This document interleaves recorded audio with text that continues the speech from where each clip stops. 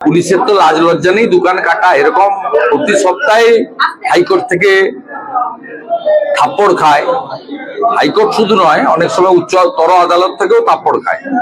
তারপরেও তো লাজ লজ্জা নেই। পুলিশের একটাই কাজ, টাকা তোলো আর তৃণমূলকে স্যাটিসফাইড করো। আর মমতা ব্যানার্জি যা বলছে সেটা আগে সিআরপিসি আইপিসি ছিল, এখন বিএনএস। আইনে থাকুক আর নাই থাকুক তাই করো। কি বলবেন, উনার যিনি মালিক মমতা ব্যানার্জি পুলিশ মন্ত্রী, তিনি ব্যর্থ এবং তিনি সবসময় বড় বড় কথা বলেছেন। এখানকার সিপি অপদার্থ।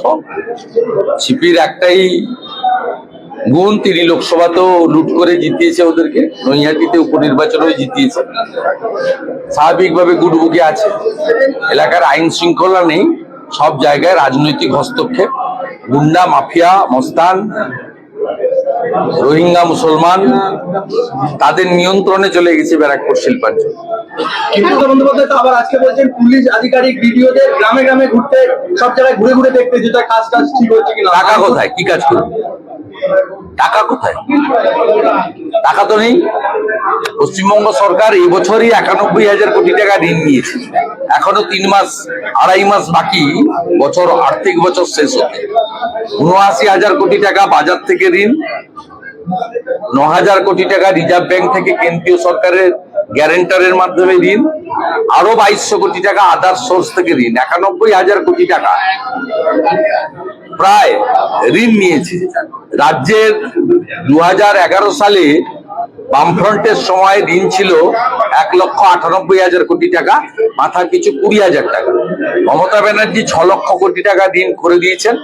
মাথা পিছু ঋণের পরিমাণ পশ্চিমবঙ্গের সব অধিবাসীদের 59,000 টাকা। 20,000 টাকা তিনি 3 গুণ বাড়িয়ে 59,000 টাকা করে দিয়েছেন মাথা পিছু ঋণ। তাই বিডিও ঘুরুন আর ডিএম ঘুরুন, তারা কিছু করতে পারবেন না। ভাতা দেওয়া ছাড়া, কিছু লোককে ভোট নেওয়া ছাড়া আর তোষণ। তিনি কোন সাহসে বলেন যে মালদা মুর্শিদাবাদে সংখ্যাগরিষ্ঠ মানে মুসলিমরা সংখ্যাগরিষ্ঠ, সেখানে সংখ্যালঘু মানে হিন্দুদের দেখভাল করার দায়িত্ব মুসলমানদের হাতে দিয়ে এসছেন তিনি? কোন মুখ্যমন্ত্রী? মুসলমানদের হাতে হিন্দুদের দেখভালের দায়িত্ব নিতে হবে কেন? কি করে বলেন যে এখানে মেজরিটি যারা আছেন তারা মাইনরিটিদেরকে দেখে নেবেন, রক্ষা করবেন? এটা কি ভাষাটা? কি রক্ষা করা মানে কি? বাংলাদেশে কি হয়েছে রতন মজুমদারের সঙ্গে? কি বলেছে? রতন মজুমদারকে বলা হয়েছে তুমি ধর্ম ছাড়ো নয় কর্ম ছাড়ো। তিনি অভাবী সংসার, তার স্বামী স্ত্রী পুত্র পরিবার আছে, তিনি কর্ম রেখে দিয়েছেন, ধর্ম বদল করেছেন। তার নাম হয়েছে শেখ শফিউল্লাহ। মালদা মুর্শিদাবাদের লোককে কি তিনি ধর্ম পরিবর্তন করার জন্য বলছেন? বিজেপির যে মেম্বারশিপ চলছে পশ্চিমবঙ্গে 27 অক্টোবর থেকে 25 তারিখ ক্লোজ হয়ে যাবে। Primary membership, active membership. উনি পার্টির মেম্বারশিপ নিয়েছেন। আপনাদের মিডিয়ার প্ল্যান্টেড। উনি কি করবেন? উনার বক্তব্য, কিছু লোক আছে যারা মন্ত্রী হওয়ার যোগ্যতা ছিল না, মন্ত্রী হয়েছে, তারা মন্ত্রী পদের ক্ষমতায় থাকতে চায়। বাবুল সুপ্রিয় অনেক বড় বড় কথা গান বেঁধেছিলেন, কালীঘাটের চালা সব চোরেদের পাঠশালা। সেই বাবুল সুপ্রিয় 2টো টার্ম মন্ত্রী হওয়ার পরে যখন ড্রপ হয়েছেন, তিনিও দল পরিবর্তন করেছেন। তাকে মন্ত্রী থাকতেই হবে। আর উনিও মন্ত্রী ছিলেন, টিকিট পাননি, হারানোর চেষ্টা করেছেন মনোজ টিকদাকে, হারাতে পারেননি। তিনি এখন ক্ষমতায় থাকতে চান।